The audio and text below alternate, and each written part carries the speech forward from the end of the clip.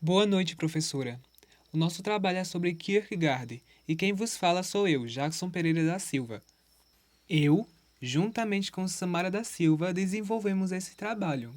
Nós somos do quarto ano TI Tarde e a docente é você, Lívia Ribeiro Lins. A nossa disciplina é a Filosofia 4 e o nosso trabalho vai ser iniciado agora.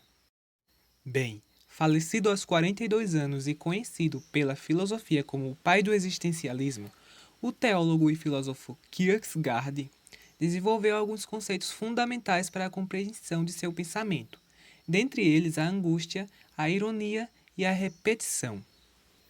Os estudos do filósofo em questão se desenvolveram na Universidade de Copenhagen.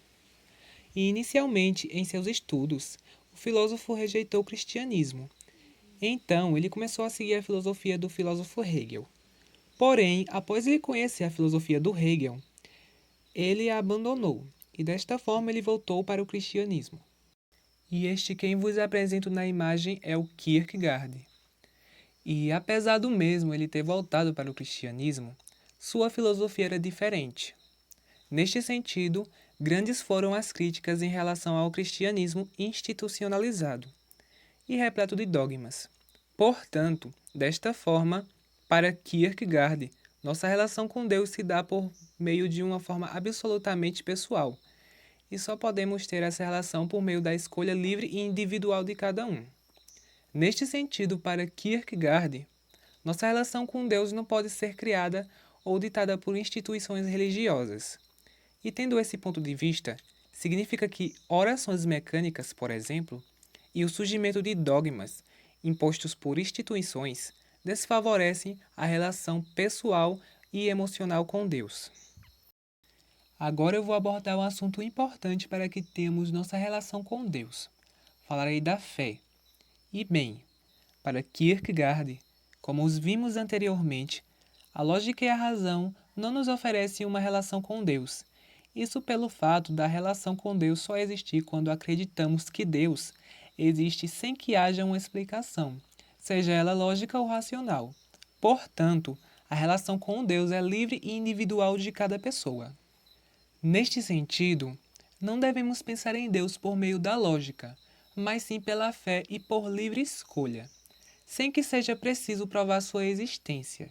Até porque Deus trata-se de algo muito além da racionalidade, não podendo se explicar sua existência. Mas sabemos que o mesmo existe, não é? Portanto, Deus nos deu a fé para podermos lidar com o que não podemos compreender racionalmente.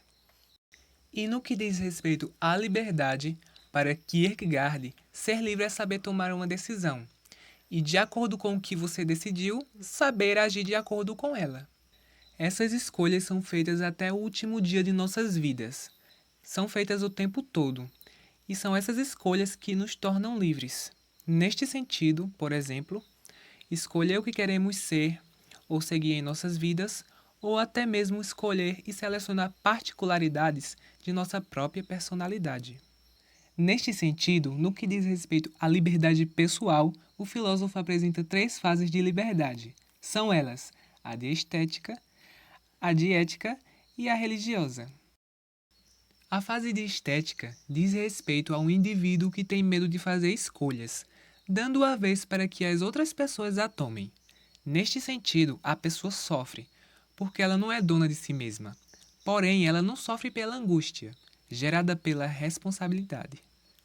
A fase ética diz respeito ao indivíduo que faz uma escolha. E mesmo que ele saiba que essa escolha ela não possa ser a certa, ele vai continuar nela até o fim, mesmo que isso possa significar seu sofrimento. Um exemplo clássico é quando um marido não gosta mais tanto de sua esposa. Porém, como ele escolheu se casar com ela, ele continuará com ela até o fim. É claro que ele pensa, eu poderia ser solteiro, eu poderia ficar com outra pessoa e paranã, paranã. E é isso que vai gerar o sofrimento nele. Mas ele continuará com ela até o fim, seja por ética, seja por dogmas impostos pela sociedade ou por dogmas impostos pela religião. A fase religiosa diz respeito ao sujeito que é mais livre da angústia. E não tem nada a ver com alguém que é religioso ou não. Tem a ver com o ato de fé, Ou seja, ele faz a sua escolha, ele cumpre sua escolha, ele pula de cabeça nessa escolha e que se dane as consequências. O mais importante dessa última fase é que, independentemente da escolha que o indivíduo fez, ele não está preocupado, nem ele vai ficar pensando nos caminhos que ele não escolheu.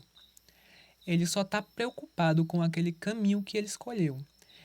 É quando você dá tudo por aquele objetivo, mesmo sabendo que você pode perder tudo a qualquer momento. Portanto, esse é o modelo que Kierkegaard propõe para cada indivíduo. Desta forma, sendo-se mais feliz, não obtendo-se angústias em nossas vidas. Bem, agora que sabemos que para sermos livres devemos fazer escolhas continuamente, devemos saber que o que define nossas vidas são nossas próprias escolhas. E isso gera angústia em nossas vidas. Angústia é essa que deixa aquelas perguntinhas em nossos pensamentos, tais como: eu fiz a coisa certa? Por que eu não fiz isso antes? E parará, parará. Bem, independentemente se você fazer ou deixar de fazer algo, sempre poderá se arrepender por ambos, pois uma escolha elimina uma infinidade de outras. Neste sentido, as escolhas que eliminamos sempre voltam em nossa mente, com a entonação de: e se eu tivesse escolhido ou feito de outra forma? E bem, é assustador pensar que absolutamente qualquer escolha, simples ou não, ela pode gerar angústia. Mas devemos ter em mente que essa angústia, de certo modo, nos define e precisamos aprender a lidar com ela.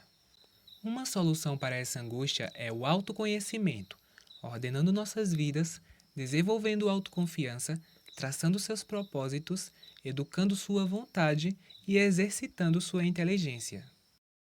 Dentre as suas principais obras encontram-se O Conceito de Ironia, O Diário de um Sedutor, A Repetição, Temor e Tremor, Migalhas Filosóficas, O Conceito de Angústia, As Obras do Amor e O Desespero Humano. Agora eu cheguei ao final da minha apresentação, professora. Eu espero que a senhora tenha gostado e muito obrigado pela atenção.